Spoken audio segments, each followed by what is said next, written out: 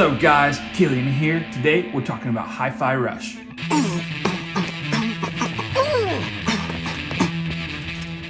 Hi-Fi Rush was shadow dropped at the Xbox Developer Direct on January 25th of this year and immediately put into Game Pass, as Xbox is prone to do these days. It is a stylish cartoon anime style action platformer rhythm game. It's kind of all these things into one, but it's super unique and actually quite a bit of fun. Now, what's even more surprising is that this game is developed by Tango Gameworks. Now, if you're familiar with Tango, you'll remember their old games, as Tango is the one who developed like Ghostwire Tokyo and Evil Within, right? Totally different style of games, very dark and gritty and horror, right? And this is very bright and vibrant and all that. So it's very interesting. If you look at this game, just look at it. How in the world did they go from this to this?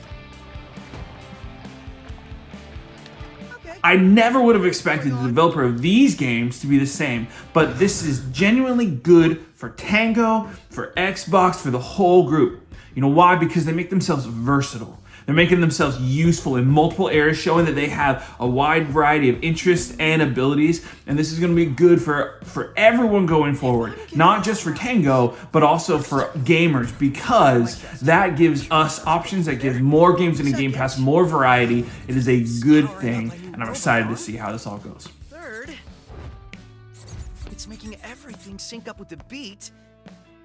Now, the art style is obviously what catches attention first. It looks incredible, like a Saturday morning cartoon. I mean, just look at this opening cinematic. Next.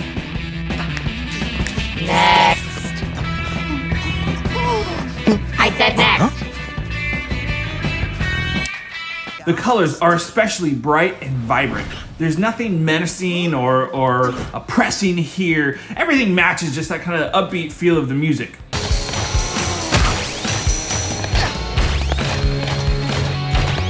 Well, almost everything, right? Yeah, okay. The protagonist, Chai, is immediately recognizable as a tropey archetype, like a nonchalant, super stupid character, but somehow he still gets things done despite his many failings, despite like his screw ups and his falls, right? But he's kind of fits this specific archetype. If you watch anime, you've seen these kind of characters all the time, right? He carries around a guitar and talks about being a rock star, but he can't even play. But at first glance, he doesn't really have anything to be confident about, and yet he's like super confident. But all of that kind of makes him likable, right? He's someone that we recognize. He's someone that you can, if you don't yourself connect with him, you know someone who's like him, okay? Now, so in addition to Chai, you really quickly, you get some other guests. You meet some different companions, and they kind of bring them along as they go. Now, that's really exciting for me. As first impressions, I like that they're adding new characters. We'll see if that continues down the road, right? Do they have more characters? Are they all interesting?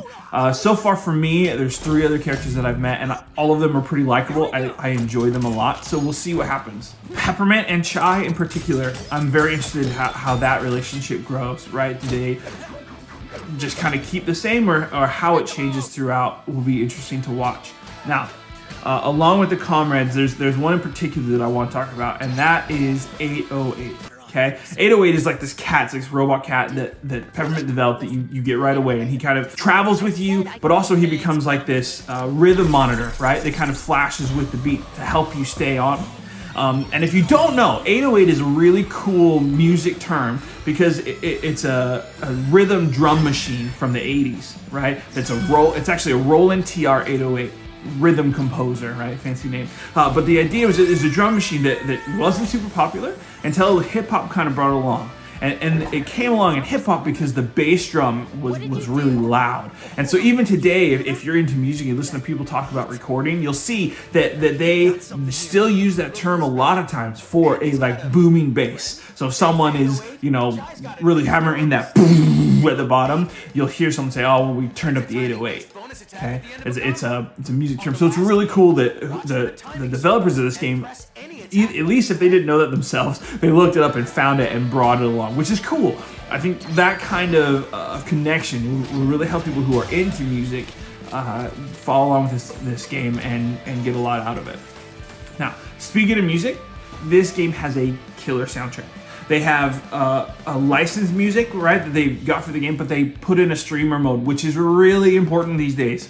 Because any content creators out there who getting hit with copyrights for their music, you know what I'm talking about, okay? They need to have that, and this game does, which is perfect. And listening to both, I played with both, and the truth is, there actually are sometimes I prefer the streamer mode. That music has a really steady beat and it's easier to follow sometimes. Licensed music is great, so don't get me wrong. Like they got some really cool artists, got some cool songs, make it really dynamic and epic. But the non-licensed stuff is really good too. So they did an excellent job with that. When you play this game, one of the craziest things is that everything is always hitting on beat. Whether it's you attacking, the enemies attacking, dodges, hits, jumping, dashes, all of these things move on the beat. And not only those characters, but everything in the world. So if there's popping, if there's steam from, a fireplace or something like that, if there's wind or there's like windows falling or whatever, all of it hits on the beat. And I gotta imagine that had to have been a total pain in the neck for the developers. But it's really cool. The first time you watch, they say something about it, but it doesn't really click until you see like these, they're like fence things that are like jumping up and down, and they like hit every time on the beat. And then you notice like things are falling and hitting on the beat. It's wild, but it's really, really, really cool. In addition to that, because everything lands on beat, that actually is very helpful for you hitting on the beat, right? Because the way it works is, while your character is going to hit on the beat every time, if you hit the button on beat, it kind of like adds to it, right? It makes it more powerful, it buffs it up. So trying to find that beat sometimes, especially when you're having all the sounds of the music going and the sound effects of the attacks and all these things can be difficult sometimes. But if nothing else, you can watch you hit it when your character hits, or when the enemy hits, or watching things hit on the side of your screen. All of that helps you keep the beat, which is really, really smart design, because otherwise you could get really frustrated in these kind of games, right? So that's really cool. I like seeing that kind of thing. Enemies themselves are pretty fun, right? They typically are, at least so far, are these robots or creators of the robots. They have different kinds that they're adding in more as you go, adding in different kinds of mechanics to defeat them, right? They add new mechanics of right, deflecting or dodging or attacking or rest attacks, which take a little bit to get used to. So they're constantly adding these different mechanics and side, I guess we call powers almost. I don't want to spoil how that works, but kind of these side things that help you just take out certain kind of enemies. And so then as you go, it gets more complex with more different kinds of enemies. So you're trying to time everything and do these different moves to these different enemies. It starts adding and adding and adding. And when you get it really good, you get a cool combo. It's awesome. Really good stuff. They do have some collectibles and stuff, right? Things that add to like, you collect enough and you upgrade your health bar, you add enough and you upgrade kind of your power bar and that kind of thing. It's pretty standard stuff, I think, so it's good they have it, but it's nothing special.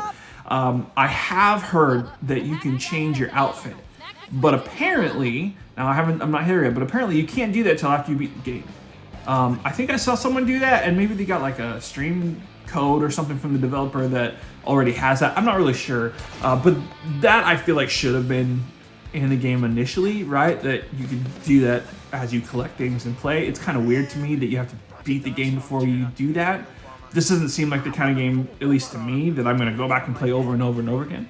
Maybe some of you feel differently, but for me, that should have been in there initially, because I'm probably not going to go back and play it again. Like, it's cool, but it's a one-time through for me. If they could just add some challenges, they already have some, like for this mural wall, that, as you get these challenges, you can get that mural wall goes from kind of nothing to adding all this stuff in, which is cool. So I don't know why they didn't do that same kind of idea for the clothes and stuff, but that's not a make or break it thing. It's just kind of a silly, in my opinion.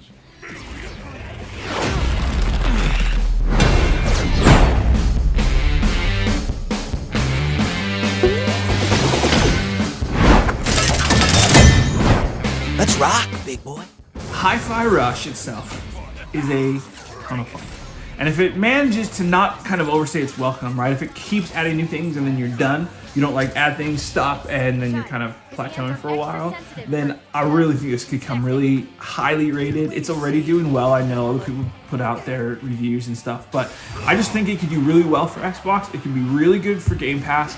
And frankly, I mean, if you're watching online at all, you see there's a lot of people who are putting this list on their top games of the year list already. Now, it's a bit early for that, in my opinion, but clearly it's getting high praise. It's very stylish. It's really cool. It's well done. I really enjoy the way it's put together. I think it's fun and enjoyable. It's lighthearted, but there's enough of a story where there's a little bit of intrigue that you want to finish it. The gameplay is a good time, and it's so bright and colorful. It's really important that they have these kind of games in Xbox Game Pass, and this is a great addition. Now, all of that said, I want to know what you think. Does this look like a game you want to play? Have you already played? What do you think? Let me know in the comments, and we'll talk about it more. All right? Thanks for watching. Later.